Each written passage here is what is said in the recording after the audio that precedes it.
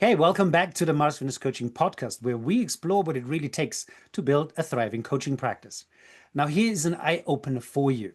According to the International Coaching Federation, the global coaching industry is now worth over 20 billion and growing every year. Yet, only a small percentage of coaches actually succeed long term. Now, before we dive into that conversation, I would like to thank all of you who are already supporting us, actively supporting us in our work. If you're finding value in these conversations as well, it would mean the world to us if you could let us know by simply clicking that subscribe button below. Thank you so much for your support. It really helps us grow this community. Now, today we are tackling a big question. What really determines the success of a coach? Is it training? Is it certification? Is it charisma? Is it something else? And there's nobody better equipped to answer those questions than Richard Bernstein, CEO of Mars Venus Coaching. Rich, thank you very much for taking the time. You're welcome, Helmut. Rich, you've been a successful coach for well over 20 years, and you've also been training several hundreds of Mars Venus coaches and other coaches as well before you built the coaching school with John Gray. What do you see as the top traits, maybe the top 4 traits that every successful coach needs to succeed in 2025 and moving forward? That's such a great question, and it really goes beyond just the training. What we look for at Mars Venus to see whether or not you'd be a good coach, first and foremost, is deep empathy. You really have to have a level of emotional intelligence. Yes, we focus on gender intelligence. You need that. But underneath that, you truly have to you have to understand how people feel. You have to really listen to not just the words they're saying, but the tone, the delivery, the body language. You have to really have a level of emotional intelligence, and that's critical for being a good coach. That's probably the foundational thing under everything, is that deep empathy and understanding of how people feel. Okay, can you learn empathy, or how do you improve empathy if you can't learn it? Or if Oh, you that's can a great question. I think you can learn it. I think okay. you can learn emotional intelligence. You Mhm. can really learn to be a better listener, not just because a lot of coaches feel I have to have the answers. I have to know what to tell them. No, what they really want, and talk about statistics. I read somewhere that 88% of the value that clients get are a sounding board and a confidant. Oh, that's Somebody interesting. that really gets them, that listens to them. And so to me, that's a critical, not, I'm just going to give you all the answers. You should do this, you should do that. But it's more that empathetic, true, genuine listening to them. And that comes under that category of emotional intelligence. Hmm. And why would you think that is so important? Because I think that's the value that people get the most is this guy gets me. This gal understands me. This person really understands what I'm going through with my husband or my wife or my challenge or my finances or whatever it is, that they're Hmm. truly interested in me. If I don't have that, then all you are is a sounding board. You know what I mean? I don't need that as much as I need someone to understand how do I actually feel about that? Not Hmm. just what do I think about it, but how do I feel about that? And if you don't have that with your coach, you have the wrong coach. Gotcha. Okay. And we look for that at Mars Venus. We ask questions to see whether or not a person has that emotional intelligence before we bring them on board. Hmm. So just to recap, you said you can learn or improve your emotional intelligence. Do you have any, are there books people can read? What can people go to improve their Well, emotional intelligence? yeah, but let me get back to the learning a little bit because Mhm. if we have exercises that teach you what did I really say? I say something, but what am I really looking for? Most people when we talk and communicate, we're not really looking for anything. Or we're looking for answers within ourselves to answer whatever was just said. As Mm. opposed to true listening, and we can teach you how to do that by what was the body language? Oh, I didn't notice that. What was Mhm. the tone of voice? Oh, I didn't really notice that. So, if we do exercises and we do them in our trainings to Okay. teach people how to be more emotionally intelligent, how to really listen behind the words or what's going on underneath that, not Okay. just the surface, what they said. Could you recommend one of John's books that Yes, talks about emotional intelligence? yes, how to get what you want and want what you have. Okay. Amazing book. He's got even the charts of what emotions are underneath a feeling, because every feeling has an emotion underneath it, Hmm. and they are actually tied together. One becomes a trigger for the other. And Okay. so we teach you how to look for that. Really good book, How to Get What You Want and Want What You Have by John Gray. Okay, Yeah. excellent. Well, we can link that below. All right. So we have trait number one. Trait number two. I would say, and we're the only school that does this, is gender intelligence on top of emotional intelligence. Okay. Because you really do have to understand how men and women are different. You cannot coach them the same way. You just can't coach a man the same way you coach a woman. And when you're with a couple, if you're doing couples coaching, and we suggest all of our coaches to do that, you're coaching a man and a woman in the same session. So you got to give what he needs and you got to give her what she needs at the same time. So that is a skill. That's an art form that you can learn to actually do, because you have to understand how men and women are different. If you don't understand that, then you're not coaching them well. So to me, that's number two, is Hmm. really understanding gender intelligence. Tell me a little bit about gender intelligence. For those of us who don't know gender intelligence, what is it? What is the term? What does it describe? And maybe give us an example or two how men and women differentiate, where they differentiate. I think gender intelligence as a definition is really just recognizing and understanding the differences between men and women. And again, I want to preface that with, we're not talking about equality.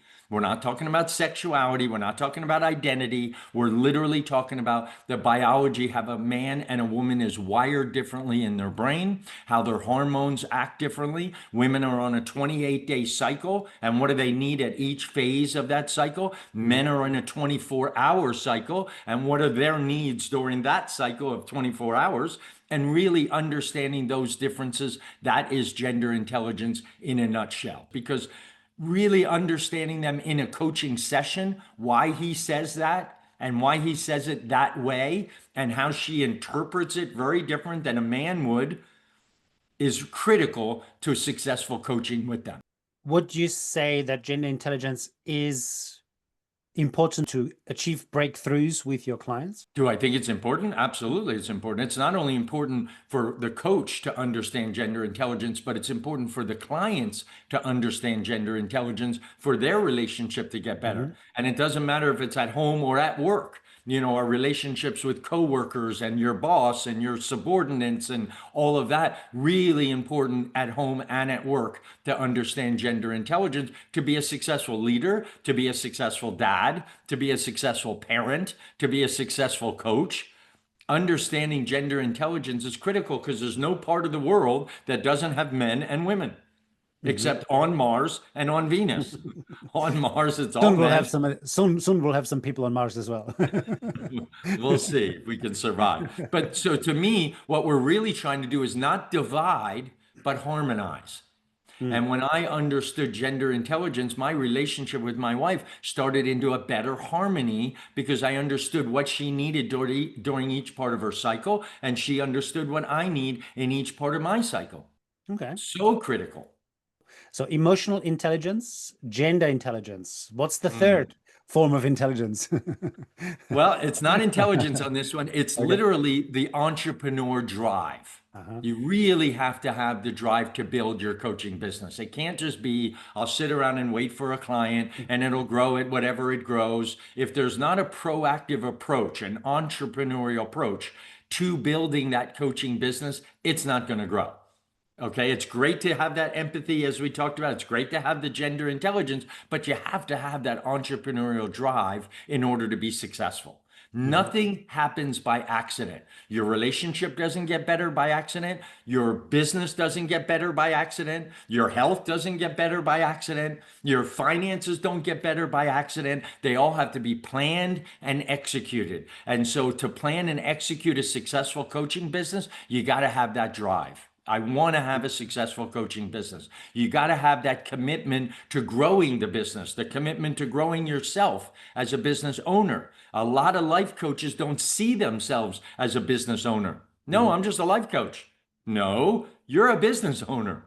Oh, yeah, that's right. It's kind of like an afterthought. I just wanted to help people, and now I'm running a business. Yes, yes, you are. And Yeah. that entrepreneurial spirit, that entrepreneurial growth, it's kind of funny. I was talking to somebody just the other day that I had read an article years ago. What is the one thing that makes successful people successful in any career, in sports, in school, in life? And it came down to one word. You ready? Go on. Grit. Grit. Okay, what's grit?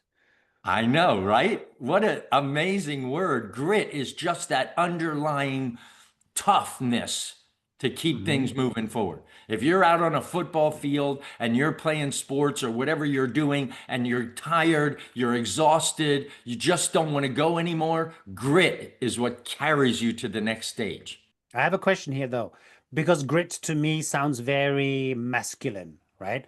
And if we talk about gender intelligence, should a female coach have grit as well? Or are female coaches motivated by a different characteristic? Maybe because grit is a very masculine word, but women just have to not give up. They have to look at it differently. Yes, it's still Hmm. grit. The successful entrepreneurial women have grit. They just don't call it that because it doesn't feel good to them because they're all about relationships. And if I want to have a relationship with my client and I want them to have a good relationship, no matter what, I'm not going to give up. That's what grit means is I'm not going to give up on them. I'm not going to give up on me. There's been many times that I'm impatient. I want to get results for my client. They're not as urgent as I am. And you know what? I just keep at it. I keep at it. I have that patience and that understanding. And as I said, that emotional intelligence and that gender intelligence that I Yeah. want to keep them together. So it's just not giving up and not allowing myself to give up on Mhm. them or on me. Again, my question is that how can you improve or how can you maintain the grit or the determination?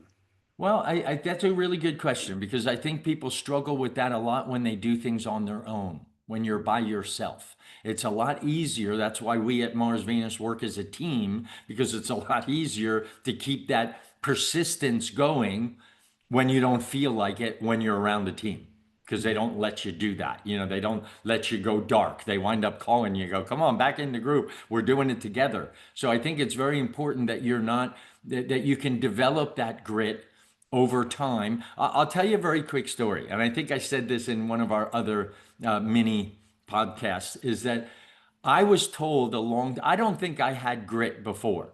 But I remember having a summer job of selling paintings when I was in college.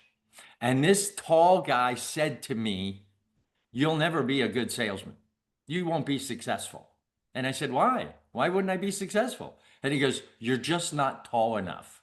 I got to tell you, because I'm not a Interesting. really Okay. tall guy. I'm Yeah. average height. I'm about 5'8", 5'9". But that bothered me. That inspired me to go, you know what? Screw you. I am gonna be successful. And it created that desire Mhm. that one guy, and I never saw him again, after that summer. It wasn't like he had an influence on my life, but it had an influence on my life. And it literally told me, no, this guy's wrong. So I think it can be sparked. I think it can be, spawned into somebody that, wait a minute, Mhm. that's not true. I can be successful. I don't need to be tall. So I think there's different things that happen in our life over time that can create that, if you want to call it grit, if you want to call it persistence, if you want to call it that, I'm not going to give up on you and I'm not going to give up on me. That is that entrepreneurial drive to be successful. You can't Mhm. just whatever happens, happens. That just doesn't have the entrepreneurial spirit that I not only want to help people, I want to be successful at it. Would you say you need a why? You need a big why? Like Simon Sinek, right? Talks about the big why. Yes, you need the big why, but I think more than big why, it has to be an emotional why. Hmm. You have to get under well, why do you want that? I want to help people. That's a great why. But why do you want to help people? Because it makes me feel good. Hmm. Ooh, why do you want to feel good? So the more you go down into that why, the deeper, I would say deep emotional, not just the big why. That's a great word, big. But to me, it's more that emotional why, which usually takes 3 or 4 or 5 levels of, yeah, but why do you want that? But Hmm. why do you want that? I want to be successful in my life because it gives me freedom. It gives me freedom to travel. It gives me freedom to help my kids. It gives me freedom to continue to educate. It gives me freedom to, set up the day how I want to set it up, things like that. So I have a lot of emotional whys. I don't want to just be successful. I want to have that option to be successful. I want to have the Hmm. option to travel when I want. I want to have the option to be a good dad. Yeah. Yeah. All of those things give us options. So what was your deep why that summer? I wanted freedom. Yeah. I remember asking my dad and talking to him about that when I was younger. And he said, all it does, Rich, is give you options. We all want options. Do you want to go here or do you want to go there? That's all success really does is give you options. And I wanted those options. I didn't want to be put in a box. I knew too Mhm. many of dad's friends that were 9 to 5ers, 9 to 5, 9 to 5. That's all they did. And they never traveled because they couldn't afford it. Their kids could not go to good schools because they couldn't afford it. There were so many things that they were restricted that I didn't want that. And I think a lot of times we're motivated by what we don't want more than what we just want. It's Mhm. not just our why, it's our why not. I Mhm. don't want that. I don't want to be restricted in my life. I want to have an enjoyable life. I want to give my kids that same thing. Yeah, So yeah, yeah. that was my why. Okay, excellent. And I wanted to prove this big, tall guy wrong. So what happened in the end? How did I'll you tell prove him wrong? you, you're not going to believe what Go happened. on. Is I was literally 3 or 4 days into the job and I hated it. It was one of those jobs where they give you a box of paintings and they would drive you in a van, 3 or 4 of us in the van, to different areas of Business Park. And you'd have to go into the building where it said no soliciting right on the outside of the building. And you'd have to go in anyway and go office to office and try to sell these paintings. Hmm.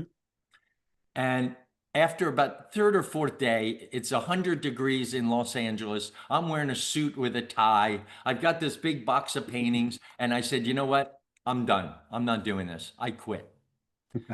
You were never allowed to leave the building. You had to wait for the driver to come pick you up in 2, 3 hours, whatever it was. Hmm. And I said, I'm done. I'm going to leave the building. I left the building. I said, I'm leaving.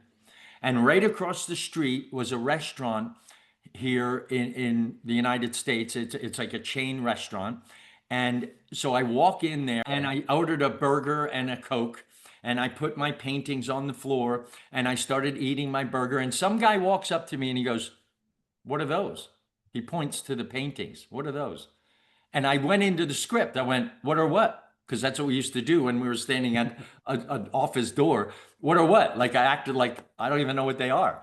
And he goes, those. And I go, oh, these. And I took one out and it was an oil painting and I showed it to him. And he goes, oh, these are really nice. I'll take 30 of them. I He said. said, 30 paintings? He said, no, 30 boxes. Now a box was about $1,000. Uh-huh. It was like $100 and it had 10 of them in a box. Right. I said, well, that's $30,000. He said, that's fine. I want to put them in my stores. I go, what stores? He goes, these stores. He was the That's too owner. much. His name was Frank Karcher. Wow. True story. He was the owner of the whole chain and he happened to be in that store that day. Amazing. I went back to the office and everybody announced in front of this tall guy, Rich made the largest sale we've ever made in the history of the company. And I believed him. I Oh, went, I brilliant. must be good at this. And the next day I sold again. And the next day I sold again because I believed that Mm. guy. I believe I must be good. I believed the day before when he said, you'll never be a good salesman because you're not tall enough. And now I believe when he says, you're the best we've ever had. And I started to sell everywhere I went because I believed. So there's another trait you need to have. You need to believe in You got to yourself. believe in yourself. How do Mm. you start believing in yourself if you don't do that already? You got to be confident. You got to say to yourself, and I'm going to tell you that is probably that's the fourth thing I wanted to mention. That's probably Okay. the number one thing is authentic confidence in yourself. Hmm. You don't always know what the outcome is, but you do know that it's going to be okay. You do know it's going to turn out okay, which is very interesting using the word confidence. Hmm. Because one of my coaches actually told me this. I had no idea. But the word confidence actually comes from the Spanish word confidencia. Which means? Con is with, Fidencia is faith. With faith. Ah, with faith. Confidencia means with faith. That's Hmm. all it is. You have confidence that everything's going to be okay. I don't know how it's going to turn out. I don't have, confidence in what the result's going to be, but I do have confidence because I am walking with faith. That's literally what the word confidencia means, is Hmm. confidence is having faith. And I do have faith that everything will turn out fine. I'll be okay. I might be nervous. I might be scared. But once I do it, I know it's going to turn out okay. And to me, that authentic confidence and leadership with your clients is the number one trait you have to be a successful coach. Number one, bar none. Yes, you need emotional intelligence. Yes, you need gender intelligence. Yes, you need that entrepreneurial drive, but you must have that authentic confidence that it's going to be fine. Hmm. And if everybody writes that down, confidencia, Confident. yeah, I have that, but they don't relate it to confidence. It's really what it is. Hmm. I guess it's a nice little easy step into getting more confident. What else can coaches do to become more confident about their skills? I think you have to practice them. You have to practice them and get good at them. I'll tell you another really quick story. I think as a parent, one of the most important traits or characteristics you need to instill in your children is confidence. When my kids were growing up, my boy played a lot of football, American football. And I would say to him at the end of every game, I am so proud of you, Will. Are you proud of you? And he'd go, no, not really. I go, okay. Because that's what I wanted him to be, was proud of Hmm. himself. That's where confidence comes from. That's where self-esteem, which is underconfidence, is formed. So there Hmm. was another game, and I asked him the same thing. I said, Will, I am so proud of you. You played great. Are you proud of you? No, not really. I did that 3, 4, 5 times. There was one game I'll never forget because he was the quarterback. He did 5 touchdowns in one game. 3 of them were running and 2 of them were throwing. So it was an amazing game. They won like 40-3. They won the game. And I said, Will, I am so proud of you. Are you proud of you? And he goes, yeah, today I am. And Yeah. that's when it started. I Okay. could build on that. It started building his confidence. You need to look in the mirror and say, I'm an amazing person, regardless of what's happened in your life. I am Mm. a confident person. I'm an amazing coach. I really am fulfilled by helping my clients. You have to say it to yourself enough that you start believing it. And I got him to believe in himself that day. And then I started building on it. And then I said, now are you proud of yourself? Yeah, I am. And then he went to Berkeley, one of the best schools in the United States. And then he went to law school. And then he passed the bar exam. All around, believe it or not, that one day of being proud of himself. And I Hmm. started to get him on the habit. We got to be proud of ourselves in order to be confident. And I don't think enough people are. Yes, I would certainly agree.